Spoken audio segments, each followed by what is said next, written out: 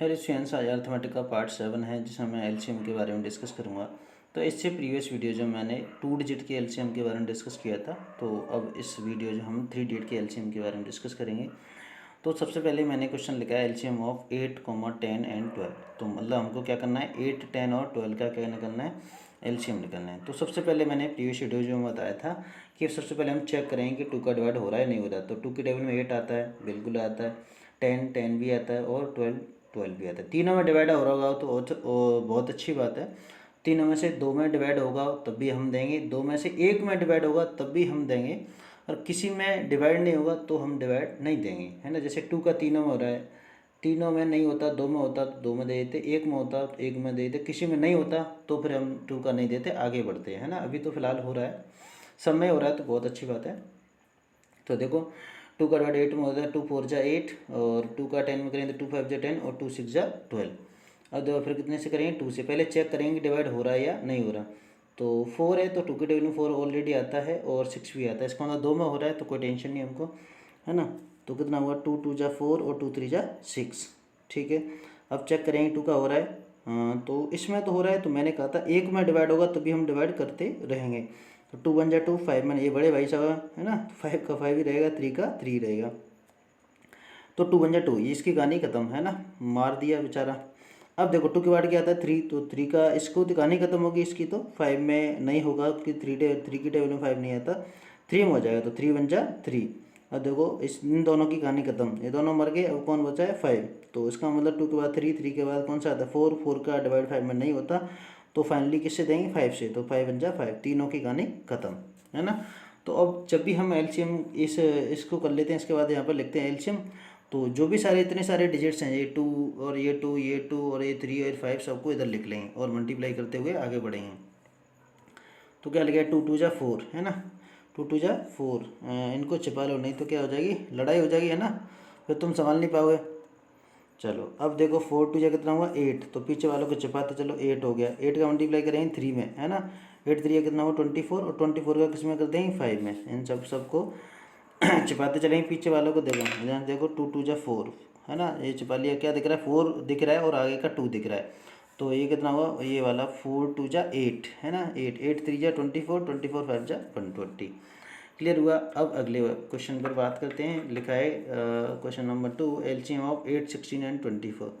तो सबसे पहले देखो 2 का डिवाइड तीनों में हो रहा है तो हम तीनों में ही दे देंगे, 2 4 जा 8, 2 8 जा 16। अब देखो 2 का डिवाइड मुझे 12 में करना है, सॉरी 2 का डिवाइड 24 में करना है, तो कितना हुआ देखो, तो इट मीन्स 2 1 जा 2, 2 में से 2 माइनस के कितना है 0, और कितना नोट करेंगे 4, कितना हुआ 2 2 जा 4, ठीक है।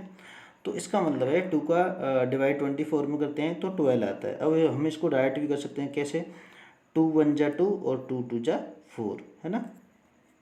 जैसे कट करना बताते हैं, आगे मैं बताऊंगा। तो देखो 2 1 जा 2, 2 1 जा 2 और 2 2 जा 4, तो ऊपर कितना बचा 12, नीचे 1, नीचे वाले 1 का कोई मतलब नहीं है, इट मीन्स आंसर कितना है 12। तो कट कर लेंगे या डिवाइड कर लो, एक ही बात है।